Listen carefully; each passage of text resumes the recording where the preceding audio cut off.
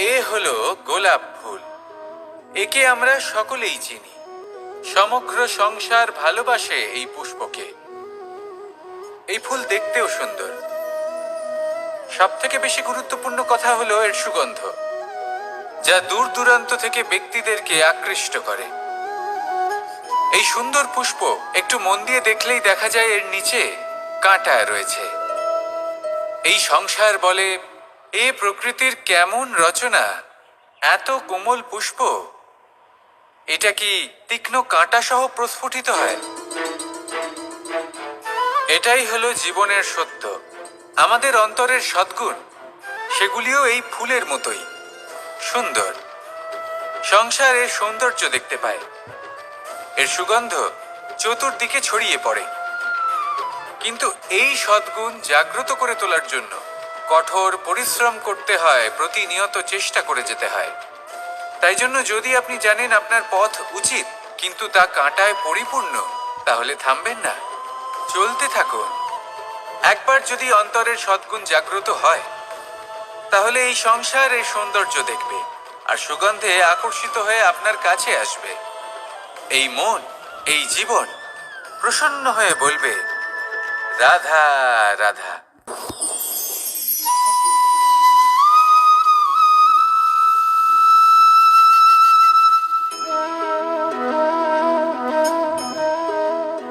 মোহনের বাঁশির এই সুর, এই সঙ্গীত কার না পছন্দ হয়? সবারই খুব ভালো লাগে। এবার এই সুর আসে কোথা থেকে? কেউ বলবেন কৃষ্ণের হৃদয় থেকে। সত্য কথা, এই সুর হৃদয় থেকে নির্গত হয় এবং প্রকট হয় এই বাঁশি থেকে। এই বাঁশিটাকে দেখুন, এই ছিদ্রগুলি দেখুন। প্রত্যেকটা সুর থেকে নিজস্ব একটা স্বর নির্গত হয়। এবার যে ব্যক্তি এই সমস্ত সুর এবং স্বর বুঝতে পারেন, এতে নিপুণ, তিনি এই বাঁশির দ্বারা যে সুর নির্গত করবেন তা তো মধুর অবশ্যই হবে। এবার জীবনের সাথেও কিছুটা এরকমই ঘটে। জীবনের কিছু নীতি থাকে, অর্থ, কুটুম্ব এবং আধ্যাত্মিক। যদি জীবনের প্রত্যেকটা মুহূর্ত সুখময় হয় এরকম আপনি চান, তাহলে এই তিনটি নীতিতে আপনাকে নিপুণ হতে হবে। কোনো একটি বিশেষ নীতির প্রতি যদি আপনি বেশি ঝুঁকে পড়েন, তাহলে বাকি দুই নীতি থেকে যা সুখ লাভ করা সম্ভব তা পারবেন না। ধন অর্জন করতে হবে পরিবারের জন্য, পরিবারের সুখ মনের শান্তির জন্য, মনে শান্তির প্রয়োজন মনের শুদ্ধতার জন্য। যখন এই মন শুদ্ধ হবে, জীবন শুদ্ধ হবে, পবিত্র হবে, সুন্দর হবে এবং ভালোবেসে বলবে, রাধা রাধা। জীবনে এমন কিছু কাজ রয়েছে যা আমাদের কখনোই করা উচিত নয়, যেমন আশা করা। যদি আপনি আশা করেন আর আপনার আশা পূর্ণ না হয়, আপনি খুবই কষ্ট পাবেন। এবার আপনি যদি প্রতীক্ষা করেন, করতেই থাকেন, আর সেই ব্যক্তি যদি না আসে, তাহলেও খুব কষ্ট পাবেন। আর হলো তুলনা। আপনি যদি তুলনা করতে যান, তাহলে এটাই ভাববেন যে হয় আমি বা অন্য কোনো ব্যক্তি, এই দুজনের মধ্যে কোনো এক ব্যক্তি নিকৃষ্ট। আর এই ভাবনাটাই হলো অনুচিত। যদি আমরা কথা বলি সেই সব বিষয়ে যা আমাদের করা উচিত, যেমন পরীক্ষা। এই পরীক্ষা সবসময় আমাদের আরো সফল করে তোলে, আরো শ্রেষ্ঠ করে তোলে, আরো উৎকৃষ্ট করে তোলে। আসন্ন মহাসংগ্রামের জন্য আমাদের প্রস্তুত করে তোলে এই পরীক্ষা। তাই এই পরীক্ষার থেকে কখনোই পালাবেন না, এর সম্মুখীন হন। আর হলো কর্ম। কর্ম করা কখনোই বন্ধ করবেন না। তুলনা করার বদলে কর্ম করুন, প্রতীক্ষা করার বদলে কর্ম করুন, আর আশা করার বদলে কর্মই করুন। জীবন সফল হয়ে যাবে। দেখুন, সবার শেষে সত্যি বলতে এই কর্ম আর এই পরীক্ষা, এই দুই আমাদের জীবনকে সুখী করে তুলতে পারে। আসুন আর আমার সাথে ভালোবেসে বলুন, রাধা রাধা। ধন, সম্পত্তি, এগুলো আসলে কি? এগুলো শুধু সেই মূল্য যার দ্বারা আমরা কোনো কিছু অর্জন করতে পারি। এবার এই ধনের দ্বারা এই সংসারে অনেক কিছু লাভ করা সম্ভব, কিন্তু সেই সব কিছুই শুধুমাত্র ভৌতিক বস্তুই হবে, ভৌতিক সামগ্রী, ভৌতিক সুবিধা। অর্থাৎ আপনার কাছে যতই ধন থাকুক, তা আপনাকে শান্তির ঘুম এনে দিতে পারবে না, আপনাকে জীবনের বাস্তব সুখের অনুভূতি লাভ করাতে পারবে না, কারণ এগুলো ভৌতিক ধন। এ ভৌতিক বস্তুই অর্জন করাতে সক্ষম। বাস্তবিক ধন কি? যদি এই প্রশ্ন আপনার মনে আসে, তাহলে তার উত্তর আমি আপনাকে দেব একটা উদাহরণের মাধ্যমে। কখনো আপনি শুনে থাকবেন যে একজন পিতা আজীবন অনিষ্ট করেন, অনর্থ করেন, খারাপ কাজ করেন শুধু ধন অর্জনের জন্য। তিনি ভাবেন যে আমি ধন অর্জন করব আর নিজের সন্তানকে একটা উজ্জ্বল ভবিষ্যৎ প্রদান করব, একটা সুখ স্বাচ্ছন্দ্যময় জীবন দান করব। এবার সন্তান যখন জন্ম লাভ করে, তখন সে ভাগ্যের জোরে সেই ধন ভোগ করে। যেরকম সে পায় সেরকমই তার ব্যবহার সে করে। কখনো আপনি এটাও দেখে থাকবেন যে সেই সন্তান সমস্ত ধন নষ্ট করে ফেলে, আর সেই পিতা যিনি সমস্ত ধন সঞ্চয় করেছেন, যিনি সেই ধনের প্রভু, আজ সেই ধনের প্রহরী হয়ে রয়েছেন। এবার এরকম কেন হয়? এরকম তখনই হয় যখন সেই পিতা বুঝতেই পারেন না যে তার জীবনের আসল ধন কি। সেই আসল ধন তার সন্তানকে সে দিতেই পারে না। যদি পিতা তার সন্তানকে কর্মের জ্ঞান দিতে পারেন, উচিত কোনটা অনুচিত কোনটা সেই শিক্ষা দিতে পারেন, সংস্কারের প্রকৃত শিক্ষা দিতে পারেন, তবে সেটা ধনের থেকে অনেক বেশি গুরুত্বপূর্ণ।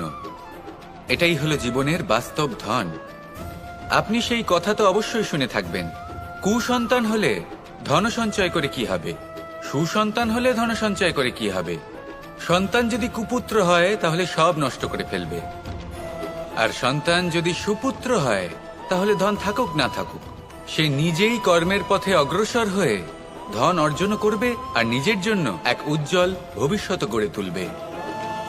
তাই সন্তানকে সম্পদ দেওয়ার আগে কর্মের জ্ঞান দান করুন, সুশিক্ষা দিন, কারণ এটাই হলো জীবনের প্রকৃত ধন। আসুন আর আমার সাথে ভালোবেসে বলুন, রাধা রাধা। এই জীবন কিভাবে বদলানো সম্ভব? কিছু মানুষ বলেন যে নিরন্তর কাজ করলে, পুরুষার্থ পালন করলে এই জীবন বদলে ফেলা সম্ভব। আজ আমি আপনাকে বোঝাবো যে এক মুহূর্ত, সময় আর সিদ্ধান্ত কতটা গুরুত্বপূর্ণ হয়। এক মুহূর্তই যথেষ্ট। একটা মুহূর্ত এত শক্তিশালী হতে পারে যে তা আপনার সমগ্র জীবন পাল্টে দিতে পারে। এমন এক সময় ছিল শ্রীরামের কাছে, যখন ওনাকে সিদ্ধান্ত নিতে হয় যে উনি নিজের পিতার আদেশ পালন করতে বনবাসে যাবেন নাকি যাবেন না। উনি সেই আদেশ পালন করেছিলেন, তারপর সময় অনুসারে উপযুক্ত সিদ্ধান্ত নিলেন। আর আজ সকলের মনে বসবাস করেন শ্রীরাম। আর অন্যদিকে আছে রাবণ। ওনার কাছে একটা সময় ছিল, একটা সুযোগ ছিল নিজের প্রারব্ধকে শুভ করে তোলার। উনি ভুল করলেন আর মৃত্যু লাভ করলেন। নির্বাচন সবসময় আপনার হাতে, শুধু আপনাকে সময়কে বুঝতে হবে, সেই মুহূর্তকে বুঝতে হবে আর উচিত সিদ্ধান্ত নিতে হবে, ব্যাস। বুঝতে শিখুন এই সময়ের দাবি কি, বুঝতে শিখুন এই সময়ের ইচ্ছে কি, আর উচিত সিদ্ধান্ত নিন। আর আমার সাথে ভালোবেসে বলুন, রাধা রাধা। মানুষ জন্মগ্রহণ করে, তার সাথে ভয়েরও জন্ম হয়। ছোটবেলা থেকেই আমাদের মনে কোনো না কোনো প্রকারের ভয় থেকেই যায়।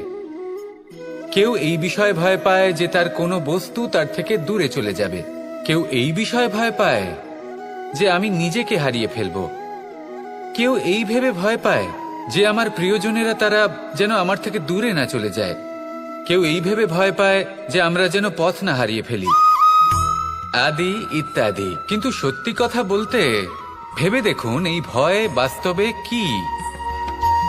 শুধুই একটা মনস্থিতি, আর কিছুই নয়। যা কিছু আপনি জীবনে পেয়েছেন তা একদিন আপনাকে হারাতে হবে। এই জীবন হলো আপনারই, কিন্তু তাও একদিন সমাপ্ত হবে। তাই ভয় পেয়ে কি লাভ? এই ভয় শুধু আপনাকে জীবন যাপন করা থেকে বাধা দিচ্ছে, আর কিচ্ছু নয়।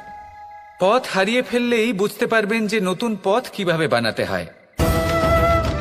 কিছু মানুষকে জীবন থেকে হারালে তবেই আপনি বুঝবেন যে আপনার আপনজনকে। এই ভয়ের কারণে ভীত হয়ে থাকবেন না। এই তারা নক্ষত্র অন্ধকারের অভাবে গুরুত্ব হারায়। শিবকেও মহাদেব হবার জন্য বিষ পান করতে হয়েছিল। প্রত্যেক পরিস্থিতি, প্রত্যেক সাফল্য আপনার পরীক্ষা নেবে, তাতে উত্তীর্ণ হওয়া হলো আপনার কর্ম। যখনই আপনি ভয় পাবেন বা সংকটের সম্মুখীন হবেন, তখন সাহসের সাথে তার সম্মুখীন হন। মনে রাখবেন, যে সম্মুখীন হতে জানে, সাফল্য তার সাথে সবসময় থাকে। আসুন আর আমার সাথে ভালোবেসে বলুন, রাধা রাধা। বুদ্ধি আর বিবেকের পার্থক্য কোথায় তা নিয়ে এই সংসার অনেক কিছুই ভাবে। কিছু মানুষ ভাবেন যে এই দুই হলো একই, কিন্তু যদি সত্যি কথা বলি তাহলে এই দুইয়ের মধ্যে একটা অমূল্য পার্থক্য আছে।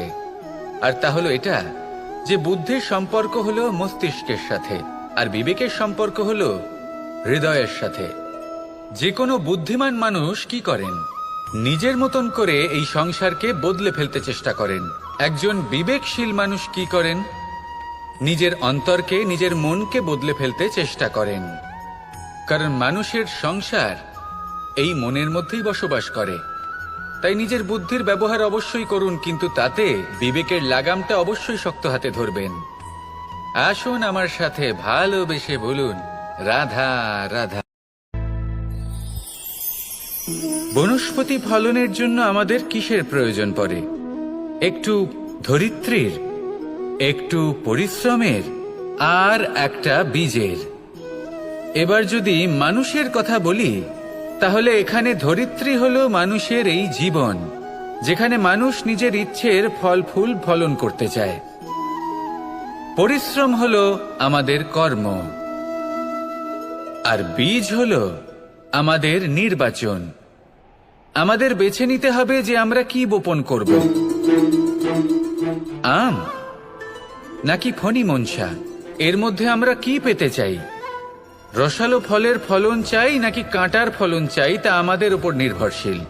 কিন্তু একটা কথা ঠিক, লক্ষ্য যেমনই হোক না কেন, জীবন যেমনই হোক না কেন, যদি আপনি লক্ষ্যের দিকে এগোতে থাকেন, তাহলে কর্মের সাথে খামখেয়ালি আচরণ করতে পারবেন না। যদি আপনি এমন করেন, তাহলে এটা আপনাকে একটা অনুচিত লক্ষ্যে পৌঁছে দেবে, সেটা কিন্তু নিশ্চিত। সবসময় এটা মনে রাখবেন, কর্মের সাথে খামখেয়ালি হবেন, অর্থাৎ কর্মফলও আপনার সাথে খামখেয়ালি হবে। তাহলে নিষ্ঠার সাথে কর্ম করতে থাকুন আর নিজের লক্ষ্যকে প্রাপ্ত করুন। আর আমার সাথে ভালোবেসে বলুন, রাধা রাধা। পরিস্থিতি কখনো এটা ভালো থাকে, আবার কখনো মন্দ হয়ে যায়। কখনো এই পরিস্থিতি আমাদের পক্ষে থাকে, আর কখনো এই পরিস্থিতি অনুযায়ী আমাদের চলতে হয়। কোনো বিকল্প থাকে না। কিন্তু যখনই এই পরিস্থিতি খারাপ হয়ে যায়, তখন কি করা উচিত সেই প্রশ্ন মনে জেগে ওঠে। পরিস্থিতি যখন প্রতিকূল হয়, তখন আমরা কিছু হারালে তা হারিয়ে ফেলি, ঠিক আছে, কিন্তু যা বাকি আছে সেটা আমরা আগলে রাখতে পারি। পরিস্থিতিকে সামলে রাখার চেষ্টা আমরা অবশ্যই করতে পারি, শুধু সেটুকুই আমাদের হাতে রয়েছে। কিন্তু এর থেকেও বড় সমস্যা আছে, অহংকার। কখন প্রবেশ করে আমরা জানতেও পারি না। এই অহংকার আপনাকে বুঝতেও দেবে না যে আপনি সত্যি কিছু হারিয়েছেন। আপনার কিছুই যাবে আসবে না। দেখতে গেলে আকাশের সূর্য নিজের প্রকাশ হারিয়ে ফেলে যখন অন্ধকার ঘনিয়ে আসে। তাহলে আমরা কে হই? ওনার সামনে তো কিছুই নই। এই অহংকার আমাদের দমন করতেই হবে। এটা বিশ্বাস করতে হবে যে এই সমগ্র সৃষ্টিতে আমরা শুধুমাত্র একটা কণা, তার থেকে বেশি আর কিছুই নয়।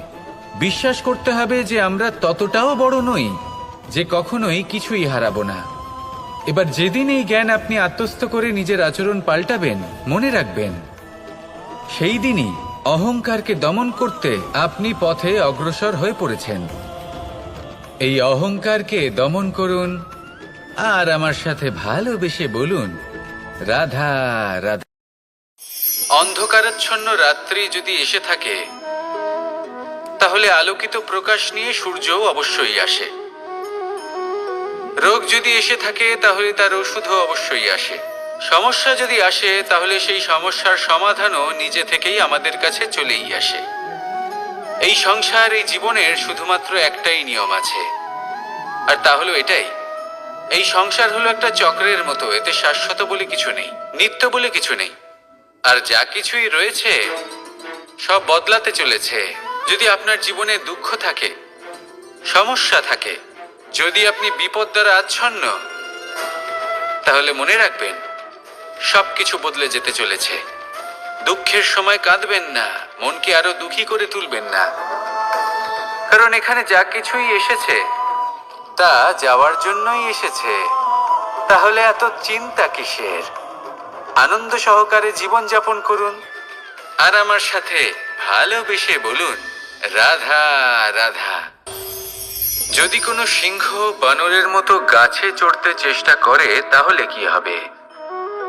একটা মাছ যদি মাটিতে হাঁটতে চেষ্টা করে তাহলে কি হবে? তারা বিফলই হবে। কিন্তু এরকম কেন হয়? তার কারণ হলো প্রকৃতির রচনা কিছুটা এরকম। এখানে প্রত্যেকটি ব্যক্তিকে, প্রত্যেকটি প্রাণীকে আলাদা আলাদা গুণের অধিকারী করা হয়েছে এবং সকলকে একটা সীমাও প্রদান করা হয়েছে। এবার এই যে বৃক্ষ, পশু, পাখি, এদের মধ্যে সেই ক্ষমতাই নেই যে এরা নিজেদের যাচাই করতে পারবে, নিজেদের সীমাগুলো বুঝতে পারবে, নিজেদের সদ্গুণগুলো চিনতে পারবে। এরা সেটা করতে পারবে না। কিন্তু মানুষ তো আলাদা। মানুষের কাছে সেই বিশেষ শক্তি আছে যে তারা পূর্ণরূপে নিজেদের যাচাই করতে পারবে, নিজেকে পূর্ণরূপে বুঝতে পারবে, নিজের দোষ, নিজের অপগুণ, নিজের সদ্গুণ, নিজেদের সীমাগুলো তারা বুঝতে পারবে। আর এটা অত্যন্ত গুরুত্বপূর্ণ। কথায় আছে যে যদি সাফল্য লাভ করতে হয় তাহলে নিজেকে যাচাই করে নিতে হবে। তাই নিজেকে যাচাই করুন, নিজের সাথে পরিচিত হয়ে যান এবং জীবনে কর্ম করতে থাকুন। সাফল্যের শিখরে অবশ্যই পৌঁছে যাবেন। আর ওখানে যদি যান তাহলে এই মন প্রসন্ন হয়ে অবশ্যই বলবে রাধা রাধা।